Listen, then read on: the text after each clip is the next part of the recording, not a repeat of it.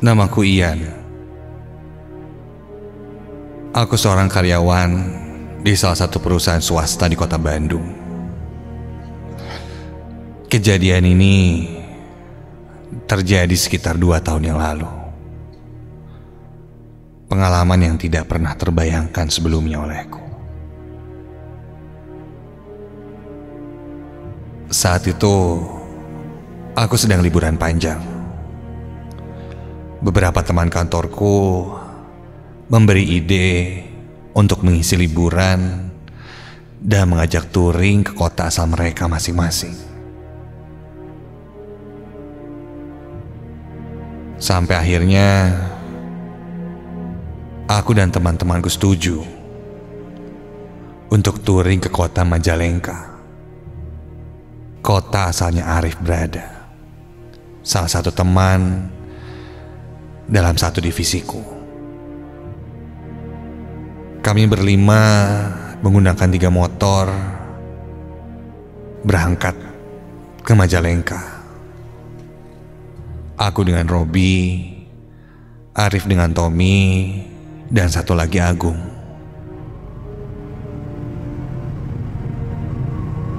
Perjalanan touring ke sana bisa dibilang lancar.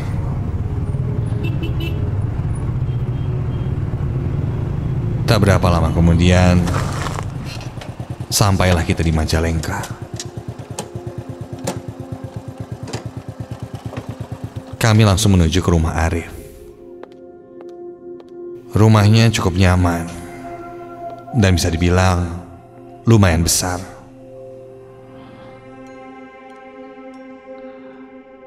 Di sana kami dikenalkan kepada orang tua dan adik perempuannya Arif. Mereka ramah dan nampak senang dengan kedatangan kami. Arif menunjukkan kamar kosong untuk kami berempat tinggal. Kamarnya juga lumayan besar. Ada 2 kasur, lemari kayu yang sudah kuno, dan meja yang berantakan dengan botol parfum bekas. Kertas-kertas bertumpuk dan beberapa foto Arif berserakan di atas meja itu. Aku sempat berpikir, nih anak jorok juga ya. Ya sudahlah. Namanya juga numpang. Setelah selesai menyimpan barang dan istirahat, kemudian kami diajak Arif main PlayStation di rumah sebelah. Ya, di samping rumah itu ada sebuah rumah lagi yang hanya dipisahkan oleh gang kecil saja. Kami pun asik bermain PS. Saat yang lain sedang kebagian main, aku merasa ada seseorang yang berdiri dan memperhatikanku dari sebelah kiri. Dan ketika ku lihat,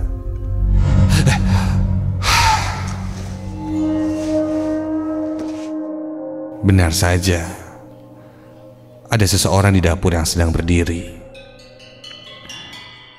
Seorang nenek-nenek. Rambutnya sudah beruban berwarna putih dan diikat. Memakai baju daster dengan motif batik ketika itu.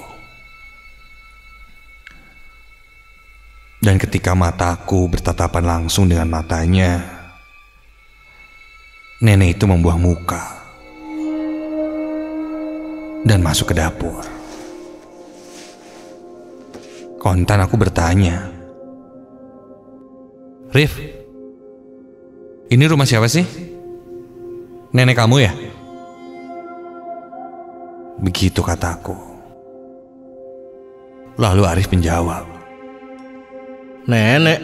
Enggak lah. Rumah ini kosong udah lama, gak ada yang nempatin. Ya paling kalau ada acara keluarga aja kayak lebaran, baru deh rame. Karena emang di sini kan juga banyak kamarnya. Satu lagi nih, lampunya harus selalu dinyalain." "Kok lampunya nyala terus sih? Nggak boros listrik emang, Rif?" Kata ayah, Rumah yang kosong lampunya harus dinyalain. Kalau enggak, nanti ada yang ngisi. Setan maksud kamu? Udah, ganggu aja lagi main nih. Arif langsung menyuruhku diam dan lanjut bermain PS. Lalu nenek tadi siapa? Aku yakin aku tidak salah lihat.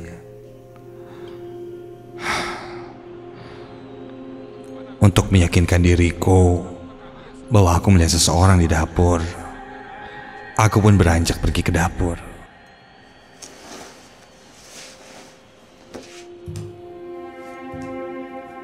Dan ketika sampai di dapur, bulu kuduku berdiri seketika ketika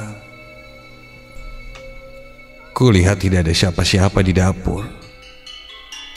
Dan tidak ada pintu lain juga di dapur itu. Jadi, jikapun yang kulihat tadi keluar, seharusnya lewat ke pintu depan dan melewati kita. Jadi yang tadi kulihat itu siapa? Buru-buru aku kembali ke teman-temanku dan memilih untuk tidak menceritakan apa yang kulihat tadi.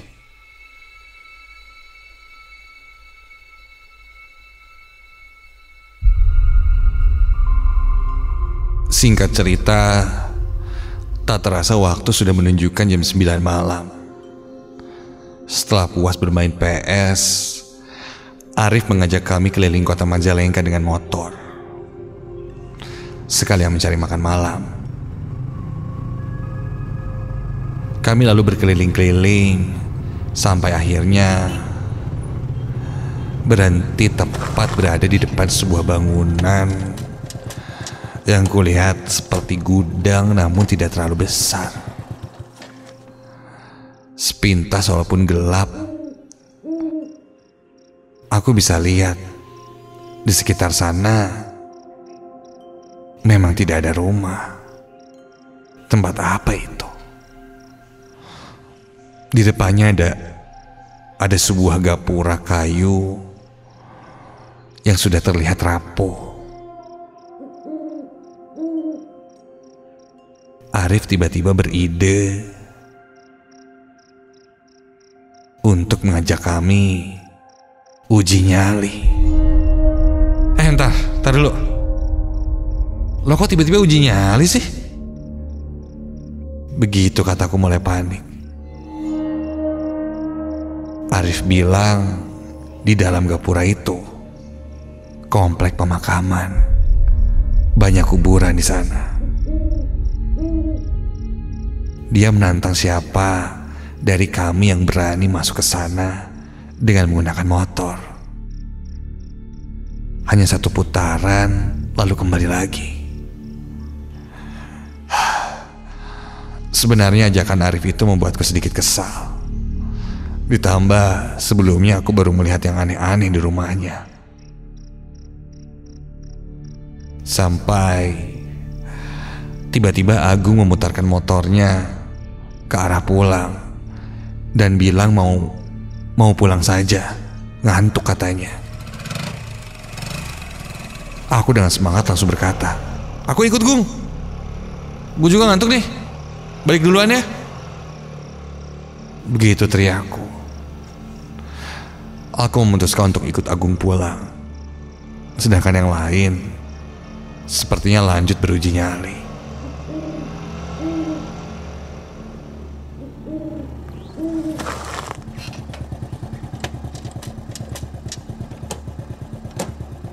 Beberapa menit kemudian sampailah aku di rumah Arif.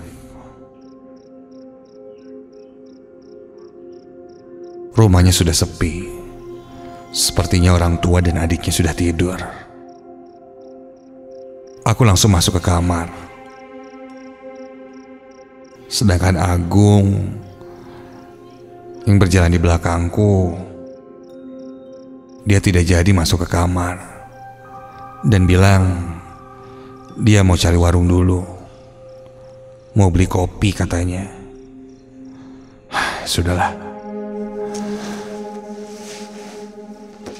Di kamar aku langsung merebahkan diriku di atas tempat tidur sambil melihat-lihat handphone.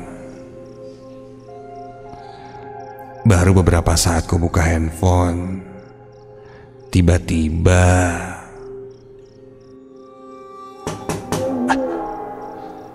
ada yang mengetuk-ketuk jendela kamar Arif yang gordennya tertutup ketika itu.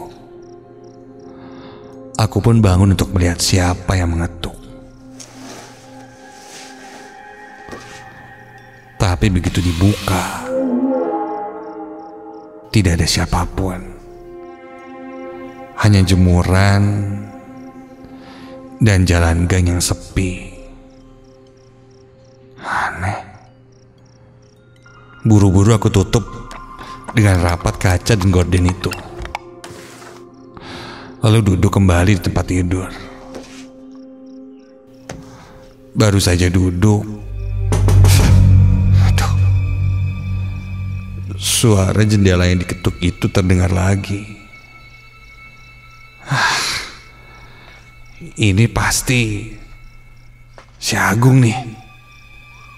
Woi, Gung, jangan bercanda.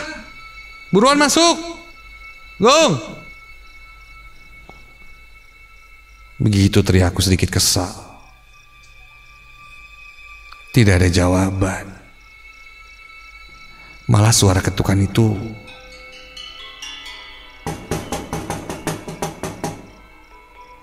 terus terdengar semakin cepat, membuatku jadi agak ragu kalau itu Agung. Bulu kuduku tiba-tiba meremang. Kontan aku memutuskan keluar kamar dan mencari Agung yang belum juga pulang.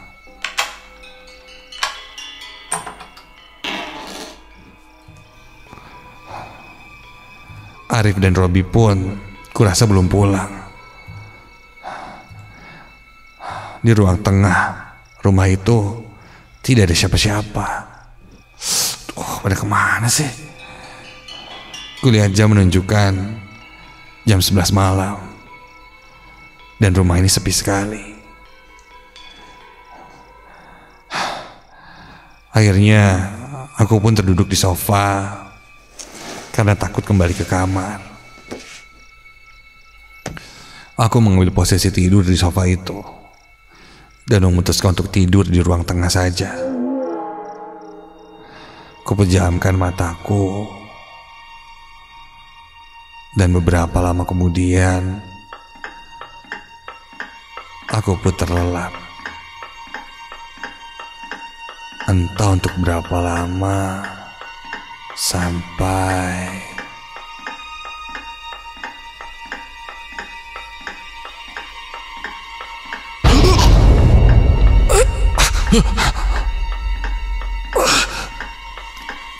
tiba-tiba aku terbangun.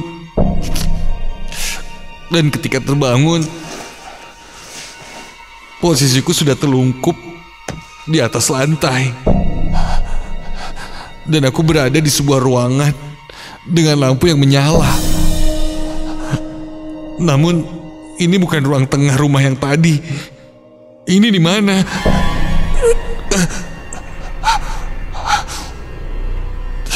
Badanku tidak bisa digerakkan sama sekali. Dada terasa sesak seperti ada yang menindihku di atas punggungku ini. Sangat berat. Posisiku masih tengkurap. Hanya mata saja yang bisa kugerakkan. Namun aku sulit untuk bicara. Mungkin ini yang aku alami adalah erep-erep. Dalam hati aku coba terus beristighfar, membaca doa-doa yang kuhafal. Sampai aku panik bukan main ketika di kiri dan kananku aku melihat sepasang tangan seseorang dari atasku itu. Tangan itu lusuh dan keriput. Aku coba menengok ke belakang dan ya Tuhan, tepat berada di atasku, duduk bersila, sosok nenek-nenek tua yang menyeramkan. Wajahnya keriput dengan matanya kecil berwarna hitam semua. Sedang mulutnya menganga tidak mempunyai gigi.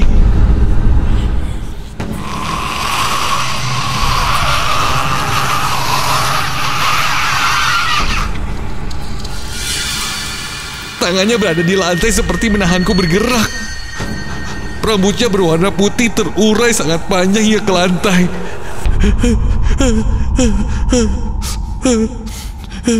Bulu kuduku berdiri dari ujung kaki sampai ujung kepala.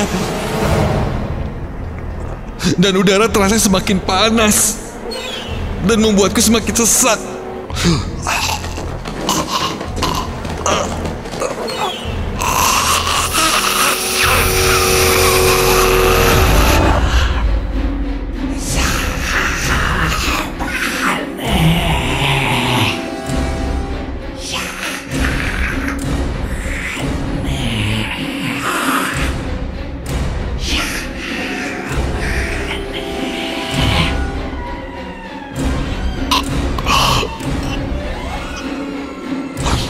Aku pun sudah kesulitan bernafas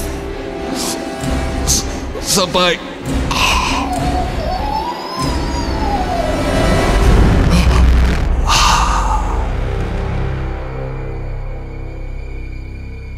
aku pun tidak sadarkan diri.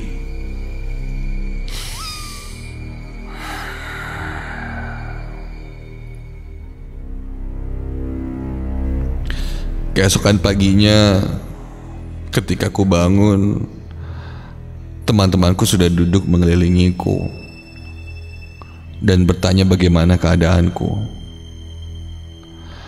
Katanya aku ditemukan tertidur di rumah kosong itu. Aku pun menceritakan semua yang kualami, bahwa aku semalam tidur di rumah Arif di ruang tengah. Entah kenapa bisa pindah ke rumah kosong itu. Dan aku pun menceritakan sosok yang kulihat di dapur yang kupikir neneknya Arif. Lalu Arif pun mulai bercerita. Sejak rumah itu kosong, memang sering terlihat sosok perempuan tua di rumah itu.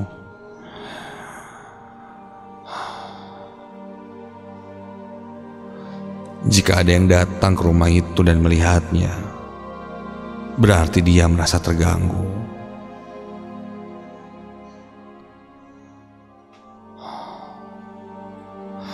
Agung pun bercerita kalau dia sebenarnya melihat ada sosok perempuan tua itu di dalam kamar di dekat lemari ketika dia pulang bersama aku. Makanya dia beralasan ingin ke warung karena dia takut melihat sosok perempuan itu. Konon dulu sebelum rumah itu dibeli oleh keluarga Arif, tinggallah seorang perempuan tua yang sudah cukup berumur. Dia tinggal sendirian dan sudah sakit-sakitan. Warga sekitar sudah berusaha menghubungi keluarganya, namun tidak ada yang merespon. Hingga akhirnya dia meninggal di rumah itu. Mungkin arwah nenek itu kesepian, tidak tenang dan ingin bertemu keluarganya. Setelah kejadian itu, 1 minggu kemudian, keluarga Arif mengadakan pengajian untuk nenek itu, mendoakannya agar dia tenang di sana.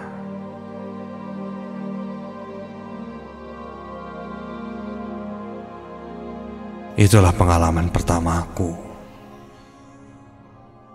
melihat sosok makhluk halus. Di awal, memang aku tidak bisa membedakan. sosok itu manusia atau bukan. Barulah ketika aku tertidur, dia menunjukkan sosok yang sebenarnya. Mereka yang tidak terlihat itu bisa menjadi apapun dan bisa menunjukkan pada kita kapanpun dan dimanapun.